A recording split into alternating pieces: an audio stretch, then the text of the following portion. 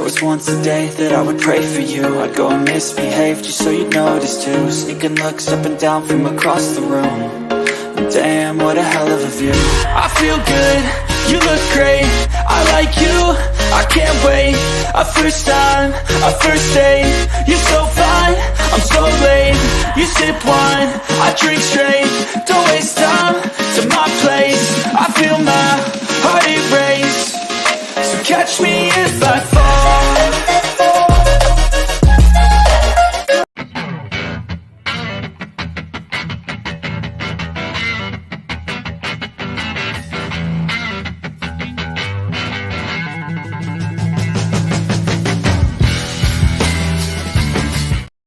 No. Hello, everybody, and you're very welcome to the Football Lounge. We decided to do something a little crazy. Colm has been relegated to the subcommittee. I'm taking charge of Monday night, and we have a lot to talk about. And FTSN Bobby, aka the Armory,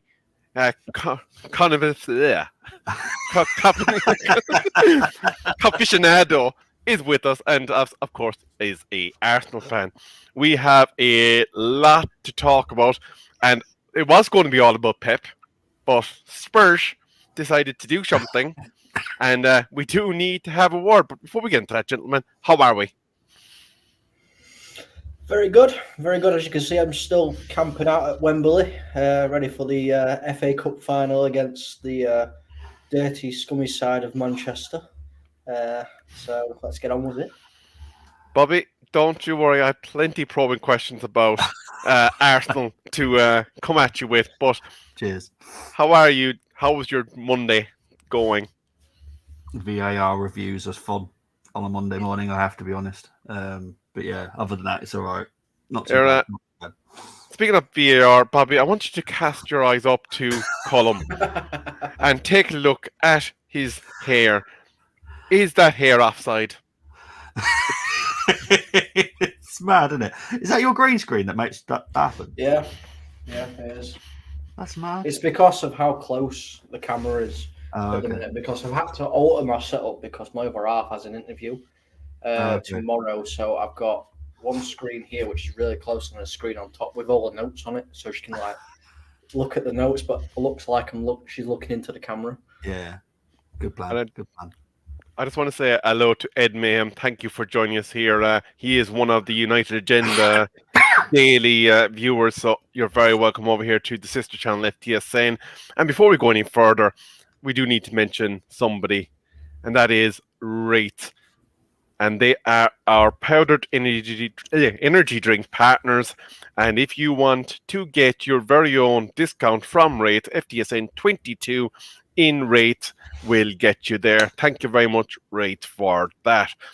But, gents, it is time to get serious.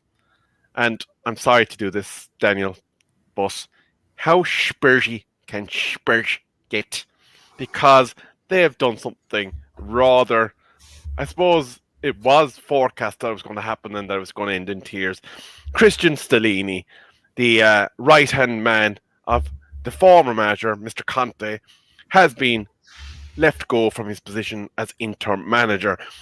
Those of us on the outside would have thought in the interim that he was destined for failure because he was such an integral part of the Conte system and was not going to change the narrative at Tottenham Hotspur. This leaves Ryan Mason the unenviable task of taking charge against Manchester United on Thursday. Bobby, I'm going to start with you. How much of an issue is this going to be for Tottenham? Because this is basically do or die for their top four. It is. I know the players trust Ryan and they like him. I don't think he did a too bad a job last time he stepped in. But the warning signs were there when Conte was ill and Stellini stepped in. They lost 4-1 to Leicester. The warning signs were there. So I was very surprised that when Daniel relieved Antonio of his job, that it was just not the whole coaching team. It was, no, Antonio's been sacked, but I'm keeping you lot. It made zero sense to me. That's not what you normally do. You sack the whole lot, all the coaching team goes, and then someone comes in. But it was a very strange decision. Stellini, it's not his fault. He's not a manager. he's never been proven to be a manager, so I find it very strange. But I think Ryan will do fine. I think he's decent enough. Colm, obviously Spurs were humbled at the weekend. They were beaten inside the first 9 minutes when they conceded 3 goals. But Spurs have had a history of, let's just say, out there appointments when it comes to their temporary managers. We all remember the era of Mr. Tim Sherwood. Do you think that they finally put the ship right for the rest of the season, or is this just, look, there's nothing else we can do at this point, we're going to roll with Ryan? No, I think they don't have a choice, and that's why Mason's in. Because let's face it, it hasn't all been Stellini. It has been Stellini and Mason. They haven't agreed on anything whatsoever. Yeah, were a couple of weeks ago we saw him arguing on the touchline about tactics and substitutions. So that's going to be an interesting thing. I think the players will probably listen to Mason a little bit more, but I still think it's going to be a case of, are they really going to actually show him any kind of respect? I think what United did with Ralph Rangnick is what's going to happen with Tottenham and Mason, because they all know that he is just there for a short time. Very true, very true. Bobby, I'm just going to touch on players in general, not just the Tottenham players. Do they need a kick in the keister, some of them, because they seem to be a bit softer, a bit more entitled, and needing of more mollycoddling in their day-to-day engagement with management? Do we need the likes of a Joe Jordan and a Duncan Ferguson who would absolutely split them in two to actually toughen them up a bit? Firstly, the quality's not there anyway. I don't think the squad is good enough. Their signings were weird. Davinson Sanchez, don't know why they signed him. He was awful anyway. But some of them do need a bit of a kick up the bum. Højbjerg is one that I can think of that I think is actually good quality, but he's just not performing.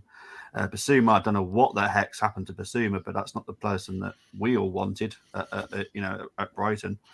So I think some need a kick. Some just aren't good enough at all. Richarlison is another one. Wow. He's got the talent, but I think he's someone that you have to either shout at him or you need to gently coddle him. I don't know what you need to do with Richarlison to get the best out of him, but we all know that he's good. We've seen it. He was good at Watford. He was good at Everton.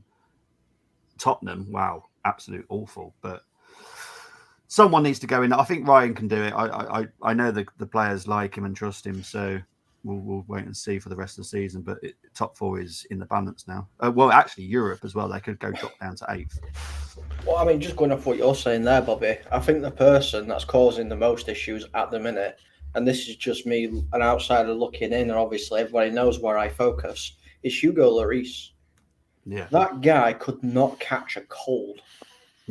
He couldn't. He has been shocking all season, and didn't he refuse to come out in the second half or something as well against Newcastle? Did he? I'm sure I've heard that somewhere. Well, it might have been another player, but somebody refused to come out. But I mean, Hugo Lloris, you're a World Cup winning goalkeeper. Act like it, play like it. Because at the minute, I could go down the road, find a bunch of 7-year-old kids that are playing football at their local junior football club, and they could do a better job in the net than what you've been doing. Get your act together. Very true. And actually, I'm glad you mentioned goalkeepers, because he, as captain of Tottenham Hotspur, if he did refuse to return, then surely he doesn't play for the rest of the season. League position be damned, because he has abandoned ship. He has given up on the club, and you do not have the right to dictate to your manager unless you feel an injury when you are taken off the pitch. We mentioned this before about when there was rumours that Bruno looked to come off, which were rubbished in the end. It was to do with positioning, but you are responsible to execute the tactics of your manager for good or for bad. And I'm going to finish off on goalkeepers, Colm, because I do have a question about David De Gea. everybody's pointing towards his Golden Glove run. And there's a lot of people saying that because of the limitations beyond his world-class shot-staving ability, that we are getting 33% Ten Hag ball. I mean, obviously, everybody knows I'm a big advocate of David De Gea. I love him. I think he's one of the best shot stoppers in the world, and that's what he's there to do. Fair enough. I understand, obviously, his distribution isn't great. I sat and watched everything yesterday. I did the watch along over on this channel. I sat and watched everything. Made some fantastic saves. And then it got to a certain point in the game where, obviously, we kept playing it long ball. That's all we could play was long ball football. And it got to that point saying, okay, right, so if we want to play Ten Hag football, we need to bring a new keeper in. And it kills me to say that. David De Gea has been, the Seville game, when he played that ball to Harry Maguire, wrong choice. But he's done that so many times this season to Varane and Martinez, and that hasn't happened. But I think we need somebody who's going to be more confident to play out from the back and does have a little bit of better distribution, but I don't think it's a massive issue for next season. I think you hit the nail on the head there, though, when you said that he's done that to Varane and Martinez plenty times and there has never been a problem. That also points to limitations in Maguire's game, but we're not here to talk about Manchester United today. So I am going to finish up on Tottenham with one question for both of you. How far do they fall? Or do they get there back up on the horse?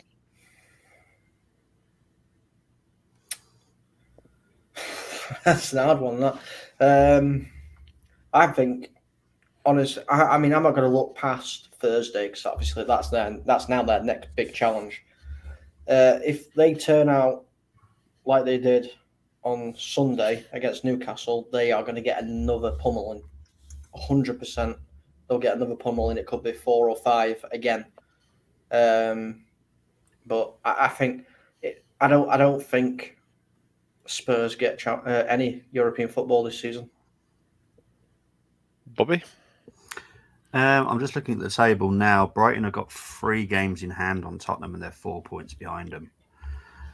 Liverpool have got 1 game in hand on Tottenham. They're 3 points behind them. And Aston Villa are only 2 points behind Tottenham. They could easily have dropped to 8th. I do think they probably will. Ryan will probably raise their morale a little bit. But other than that, I think they'll go to 8th. And that will be no Europe at all. I will ask the question, actually. I did promise that this was the last question on Tottenham, but it's not. Because it did dawn on me. There is a striker by the name of Harry Kane that is likely to leave Spurs in the summer. Now, if you're sitting there and you're Harry Kane, the season hasn't gone exactly to plan for the club. And potentially, you could be joining one of the teams that is currently occupying a top 4 spot. Do you shoot yourself in the foot and go all out against that team on Thursday night? You have to. You're contracted to that team, so you have to. If at the end of the day, I'll put it in this way as a Man United fan, if Harry Kane does not give 110% against us on Thursday, then don't even bother coming to Manchester. Fair enough. And I think, Bobby, that covered it. So we'll move on to the main topic. And I do have a special quiz at the end of the show for you both. I have the player selected and we will be playing Guess the Player with Bobby and Cullum. And you will like it and you will participate, Cullum, or else I'll fine you. But, gentlemen, there is currently an issue amongst football, that is Mr. Pep Guardiola. He is currently sitting with all his cards in his hand and has the season at their own behest because he is chasing what only one other English Premier League manager has done, or what only one other Premier League manager has done, and that is get an elusive treble. Standing in their way currently are Real Madrid, Manchester United, and Arsenal.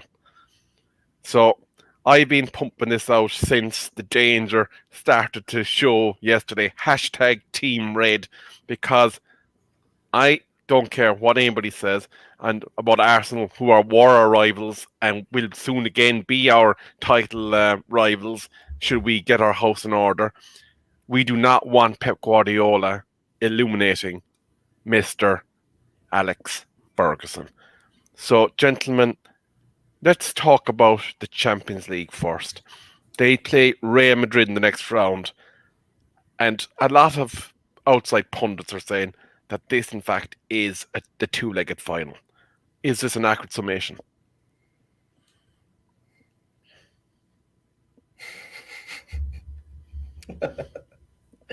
Me and Bobby are just looking at each other. I think whoever. It's because we love each other, Colm. That's what it is. Yeah, I know. I think whoever wins that tie wins the Champions League. It's as simple as that. And I know every Manchester United fan will be a Real Madrid fan for that night. I can't even turn around and comfortably say that I think Real Madrid will beat them. I can't comfortably say it. I know the first leg's at home for Madrid, if that's right. Absolutely no idea. I can't remember either. I think the first leg's at Madrid. So that's a massive advantage, and Madrid have to grab hold of that and end the game in the first leg. Otherwise, you could be seeing them grab hold of that elusive Champions League trophy. I can confirm that it is, in fact, in Madrid on the 9th of May, with the return leg on the 17th in Manchester. See, I think I'm more confident that Real Madrid will actually beat City. I think Real Madrid are just a beast. I know they're not doing very well in La Liga, but when it comes to Champions League, it's mental. They're just a beast. I don't think Man City are as good as what people make them out to be. There are weaknesses in that team. They just need to be exploited. And I think Real Madrid have that ability to exploit them. And I'm more confident that Real Madrid will beat them. Interesting. Obviously, we do know that the likes of Modric, Benzema, Cruz, and company are not getting any younger. But we have seen that Modric has the ability, a bit like Zlatan, to roll back the years and control the pace of midfield. He's going to be up against a different beast in the Manchester City midfield with the likes of KDB, Rodri, and others to break up, I suppose, the flow of a Real Madrid attack. If they get through Madrid, obviously, we would think then that it's inevitable that Pep gets his Champions League. So that brings us then to the league. And obviously, the only team that can stand in their way in the league is Arsenal. They clearly will be playing other teams as the season comes to its finish, but only Arsenal's performances can affect whether or not Manchester City finish top of the league. You've had a bit of a wobble of late. You've had a couple of key injuries. And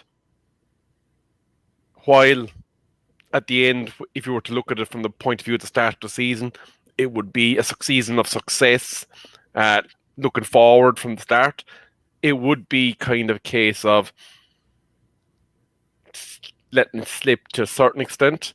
But can Arsenal find that final sprint and do enough to keep their noses in front? Because obviously, clearly, the Manchester City versus Arsenal game is pivotal at this point. It's tough because there's a good chance Saliba will not be back for the rest of the season, and he's so important to the way that we play. Gives us confidence at the back. I'm not digging at Holding. Holding does exactly what he says on the tin. He's a defender, and that's it.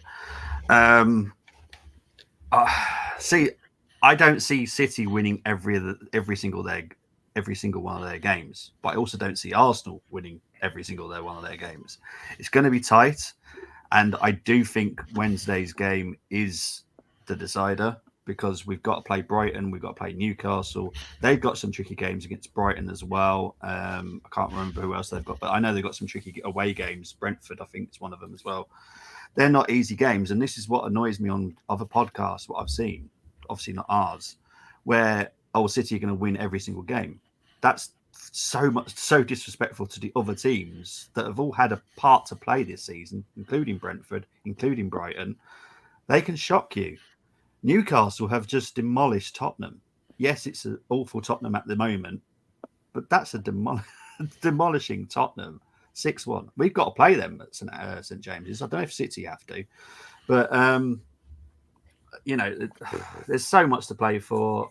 I think Wednesday will be the decider. If our defence is as bad as it has been in the past 3 games, we've got zero chance. We need to somehow work out how to tighten that defence because it's just not working right now. And that's the big, horrible factor. We can score goals.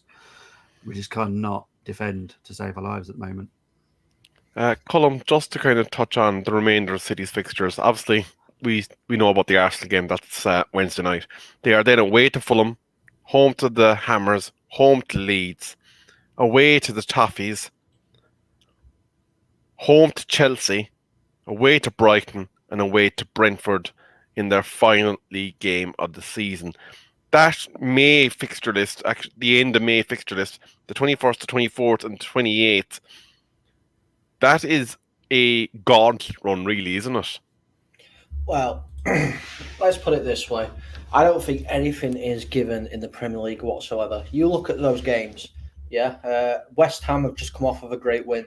They're still in a relegation battle. They need every single point they can get. Leeds United, pretty much same situation. Everton, same situation. Brighton are up there trying to get European football. Brentford have had a fantastic season this season. Chelsea, okay, they've been up and down all season, but playing Chelsea is still a difficult game. They are not. I refuse to believe City are going to win every game.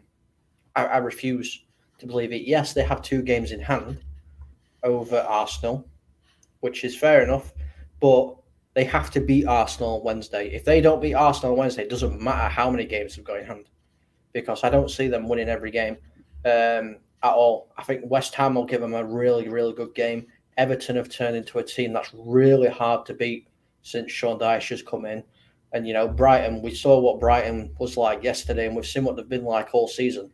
Brighton will go at City. Brighton aren't scared of anybody this season whatsoever, and Brighton will give them a game. And I can see Brighton taking a point all 3.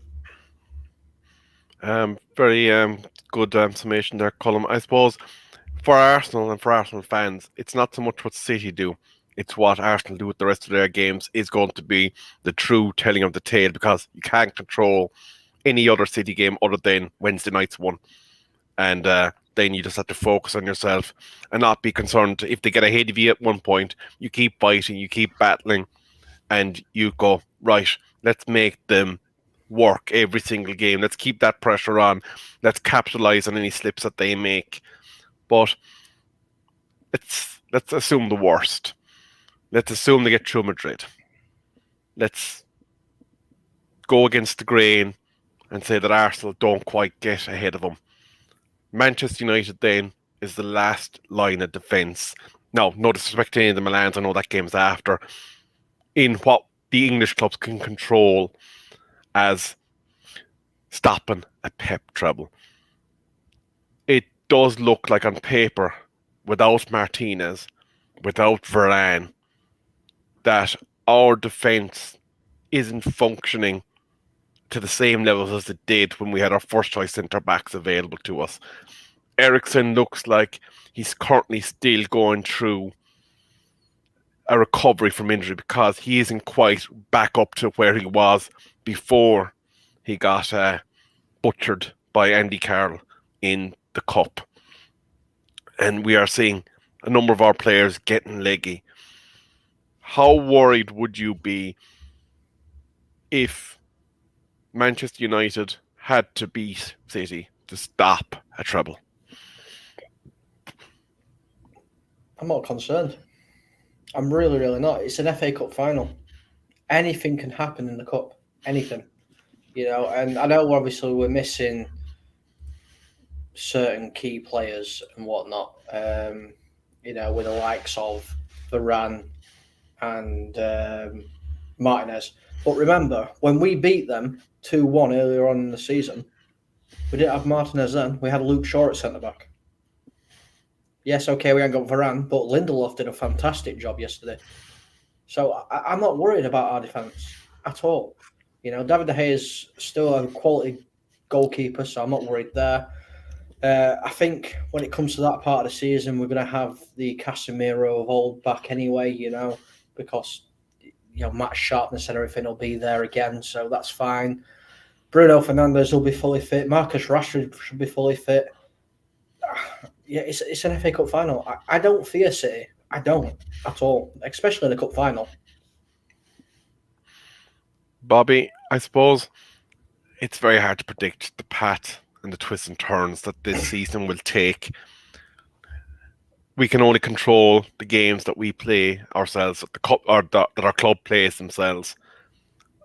To sum up on this, and I'm going to hit a few comments after. In your opinion, will a Pep Treble be stopped? Yes. And I'm with Cole. It's the FA Cup. Anything can happen. That's why I love it. It's one of my favourite cups, as I've told you guys before. It's my favourite trophy.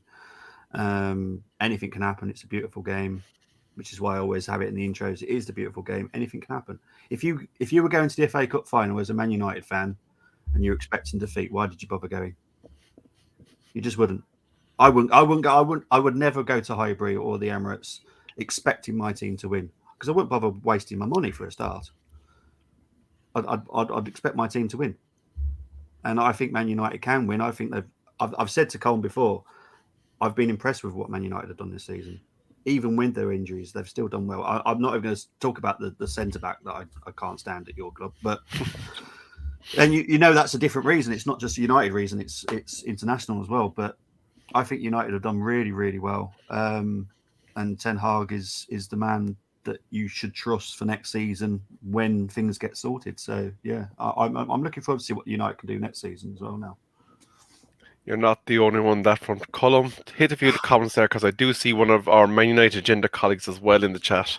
Yeah, Eddie Mayhem saying good evening. He's also saying City won't win the treble. Bargrav saying, "Turn on Bobby, people act like it's a foregone conclusion." He's also saying here that Chelsea fans supposedly are prepared to lay down and let City take the 3 points. I don't think they will, to be honest with you. I don't think they can. Mr. B, how you doing, mate? Real Madrid will beat City before we do it, so he thinks City will get the league. And Eddie again saying they will, Mr. B. Real Madrid masterclass incoming. Excellent. Now we are at the last point of the show, the bit that Colin loves. It's time to guess the player. Get back in here.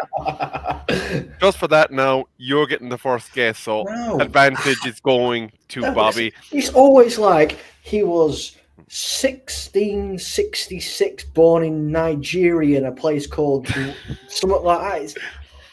The first clue is always pointless. Well, I'm hardly going to tell you that the first guess is, he was the 2015 Golden Boot winner in the Premier League, because that kind of narrows it down to a thing on one. You think my memory can go back that far? I'm a goalkeeper. My memory doesn't go very far. So, Bobby, just to explain how this works, I would be offering clues in rotation, starting with Colum. If he says pass, then the next clue goes to you, and we keep going over and back until that point where you guess the player. Colum, he was born on the 7th of October, 1982, and he's English. 10 years before I was even born, for one. 7th October 1982. So he would be, 40 now. Ben Foster. No. Damn it. Bobby, he started his career as a youth. He started his official youth career in England for Charlton Athletic back in 1997?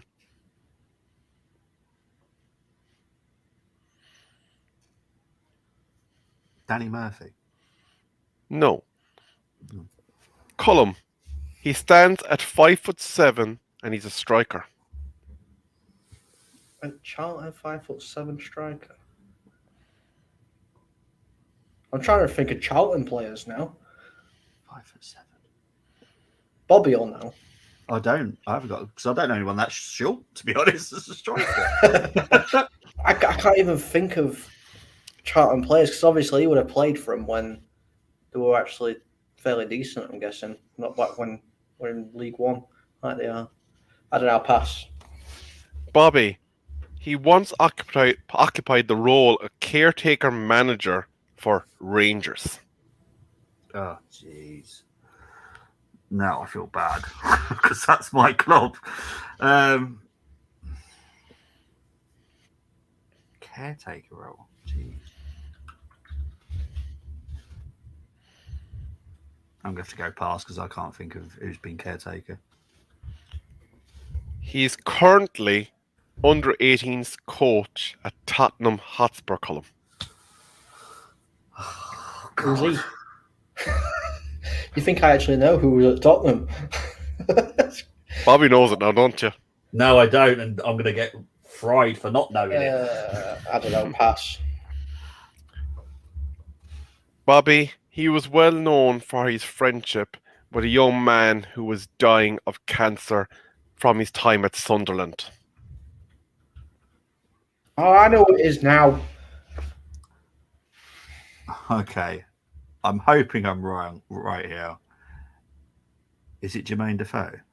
Bing, bing, bing, bing, bing. As soon as he Was said about he at Charlton? He started his youth career at Charlton in 1997. He then joined West Ham in 1999, scoring 29 goals for them in 93 appearances. Obviously, then his storied career of being Harry Redknapp's go-to player whenever he turned up at a new club kind of happened for a while. Yeah. I remember Defoe being a West Ham player, but I never remember him being at Charlton at all. Well done. And because that's what fucks me there. Was the Charlton part. And if you didn't get on that one, the next part was going to be he has an OBE. Oh, okay, yeah, I get that. As soon as you said about the Sunderland thing, I knew exactly who it was straight away. Straight away. You see, that's why you don't get that clue at the start. Now do you get it? Yeah, but I get he was born in 19th of October 1676, and it's like, how the hell am I supposed to know? Do you know how many people were born on that specific day? I was nice to you this time. At least I said his nationality. I normally tell you bugger all and go deal with it. But gentlemen, as always, it has been a pleasure. But before I let you go, predictions for your team's fortunes this week. Starting with you, Cullum. So, prediction for a United game. I'm going with a United win, and I'm going to go comfortable. I'm going to say 4-1. Well, that's the kibosh putting that. Bobby, over to you. That's not fair. I'm playing City. I think it will be 3-1. I'm going to be kind, but I think it's going to be 3-1 to City. Well, ladies and gentlemen, you've heard it here. Manchester United, in my opinion, we're going to suffer from the new manager bounce. It's going to be a turrid, dogged affair. Harry Maguire is probably going to score an own goal. But I'm going to say Manchester United 2, Tottenham Hotspur 1. And on that note, catch us all next week. We are out of here.